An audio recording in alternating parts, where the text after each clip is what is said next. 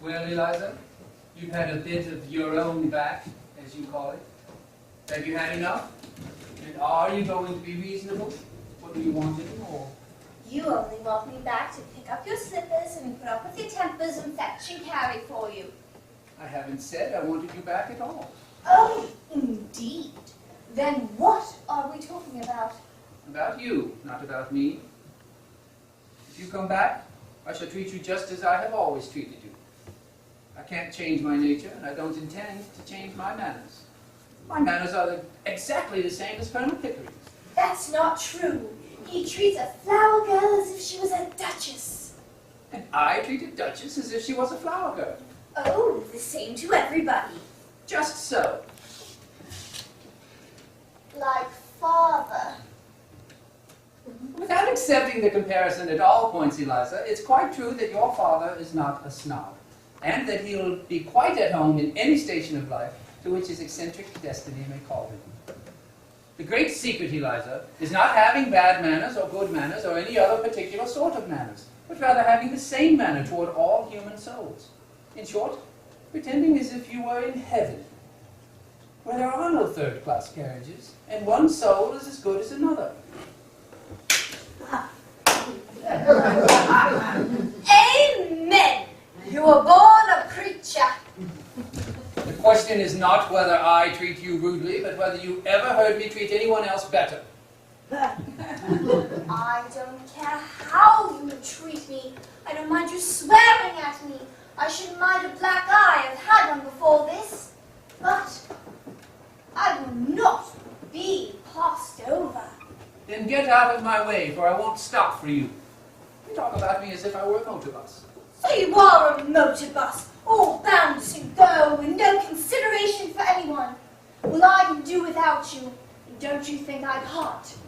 I know you can. I told you you could. I know you did, you brute. You wanted to get rid of me. Liar. Thank you. You never asked yourself, I suppose, whether I could do without you. Don't you try to get around me. You'll have to do without me. I can do without anybody. I have my own soul, my own spark of divine fire. But I will miss you, Eliza. I have learned something from your idiotic notions. I confess that humbly and gratefully. And I've grown accustomed to your voice and appearance. I like them, rather. Well, you have both of them in your book of photographs and on your gramophone. When you get lonely with them, just turn the machine on. It's got no feelings to hurt. I can't turn your soul on. Leave me those feelings and you can take away the voice and the face. They are not you. Ooh, you are a devil. You could twist the heart of a girl as easy as someone can twist her arms to hurt her. Mrs. Pierce warned me about you. Time and time again she's wanted to leave you. You always got around her at the last moment. You don't care a bit for her. And you don't care a bit for me. I care for life, for humanity. And you are a part of it that has come my way and been built into my house. What more can you or anyone ask? I won't care for anybody that doesn't care for me. Commercial principles, Eliza. Like selling violets, isn't it? Don't you sneer at me. It's mean to sneer at me. I have never sneered in my life. Sneering doesn't become either the human face or the human soul. I am expressing my righteous contempt for commercialism. I don't and won't trade in affection. You called me a brute because you couldn't buy a claim on me by fetching my slippers and finding my spectacles. You were a fool. I think a woman fetching a man's slippers is a disgusting sight. Did I ever fetch your slippers? No use slaving for me and then asking to be cared for. Who cares for a slave? If you come back for the sake of good fellowship, for you'll get nothing else. You've had 1,000 times as much out of me as I have out of you, and if you dare to set up your little dog's tricks of fetching and carrying slippers against my creation of a duchess, Eliza, I'll slam the door in your silly face. What did you do it for if you didn't care for me? Why? Because it was my job. And you never thought of the trouble that it would make for me. Would the world ever have been made if its maker had been afraid of making trouble? Making life means making trouble. There's only one way of escaping trouble, and that's killing things. Cowards, you'll notice, are always shrieking to have troublesome people killed. I know, preacher. I don't notice things like that. I notice that you don't notice me. Eliza, you're an idiot. Oh, I wasted the treasures of my milk tonic mind by spreading them before you. Once for all, understand that I go my way and do my work without caring two pins what happens to either of us. I am not intimidated like your father and your stepmother. So, you can come back or go to the devil, which you please. and what am I to come back for? For the fun of it. That's why I took you on. And you may just throw me out tomorrow if I don't do everything you want me to? Yes, and you may walk out tomorrow if I don't do everything you want me to. And live with my stepmother? Yes, or sell flowers. If I could only go back to my flower basket, I would be independent of both you, my father, and all the world. Why did you take my independence from me? Why did I give it up? For I am a slave now for all my fine clothing. Not at all. I'll adopt you as my daughter and settle money on you if you like. Or would you rather marry Pickering? I wouldn't marry you if you asked me to be too, and you're nearer my age than what he is. Than he is, not than what he is. I'll speak as I like. You're not my teacher now. Although I don't suppose Pickering would. He's as confirmed an old bachelor as I am. That's not the sort of feeling I want from you, and don't you think it? I've had chaps enough wanting me that way. Freddie Hill writes to me 2 and 3 times a day. Sheets and sheets. Damn his impudence! He has a right to if he likes. Poor lad. And he does love me. But that fool? Freddie's not a fool. And if he's weak and poor and wants me, maybe he'd make me happier than my betters who bully me and don't want me. Can he make anything of you? That's the point. Maybe I can make something of him. But I never thought of us making anything of each other. And you never think of anything else. I only want to be natural. In short, you want me to be as infatuated about you as Freddie, is that it? That's not what I'm saying. And don't you be too sure of yourself or of me. I could have been a bad girl if I liked. I've seen more some things than you have for all your learning. Girls like me can drag men down and make love to them easy enough and wish each other was dead the next minute. Of course they do. Then what in thunder are we quarreling about? I want a little kindness.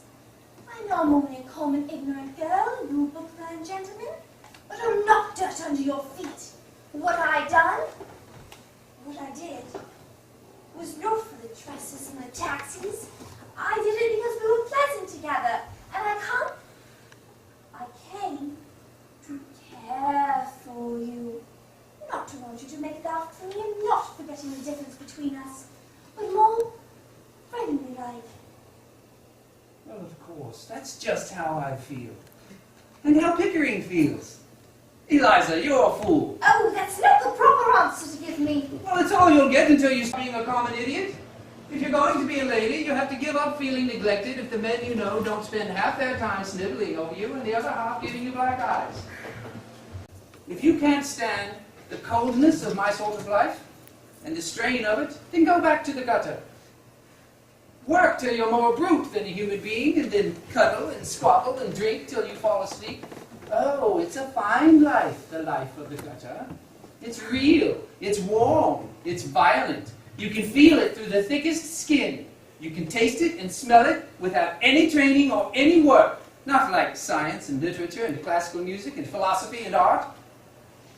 You find me cold, unfeeling, selfish, don't you? Very well then. Be off with you to the sort of people you like.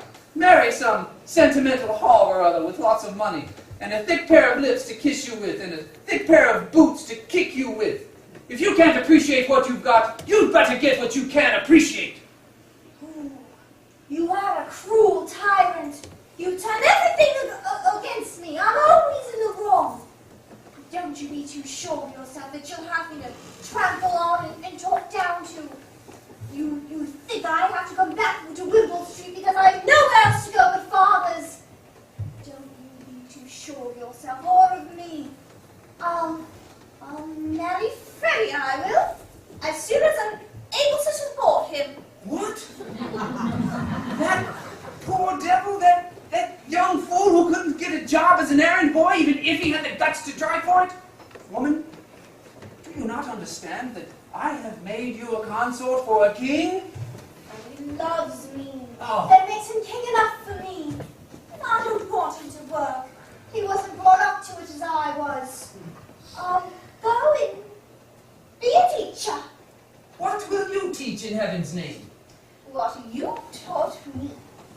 I'll teach phonetics. Ha! Ha! Ha! I'll offer myself as an assistant to that hairy-faced Hungarian. What? That impostor? That humbug? That toady ignoramus? Teach him my methods, my discoveries? You take one step in his direction and I'll wring your neck. Do you hear? Go ahead, bring away. What do I care? I knew you'd strike me one day. Ooh, what a fool I was not to think of it before. Now I know how to deal with you. You can't take away the knowledge you gave me. You said it yourself that I had a finer ear than you. And I can be civil and kind to people, which is more than you can. Now that's done you in Henry Eggins's eyes, and I don't care that for your bullying, your big talk. I'll advertise in the papers that your Duchess is only a flower girl that you taught, and that she'll teach the same for, 1,000 guineas. Ooh, when I think of myself being trampled on and talked down to, when all I had to do was lift my finger to be as good as you. Ooh, I could just take myself. You damn impudent slut, you. What is better than sniveling? Better than fetching slippers and finding spectacles, isn't it? By George, Eliza, I said I'd make a woman of you, and I have. I like you like this. Oh, yes. You can turn round and make up to me now. Now that I can do without you and not afraid of you. Well, of course I do, you little fool. 5 minutes ago, you were like a millstone round my neck. Now you're a tower of strength, a consort battleship. You and I in Pickering will be 3 old bachelors instead of only 2 men and a silly girl.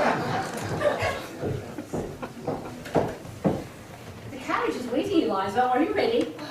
Yes, quite. Is the professor coming? Certainly not. He can't behave himself in church. He makes comments out loud all the time on the clergyman's pronunciation. Then I shall not see you again, Professor. Goodbye.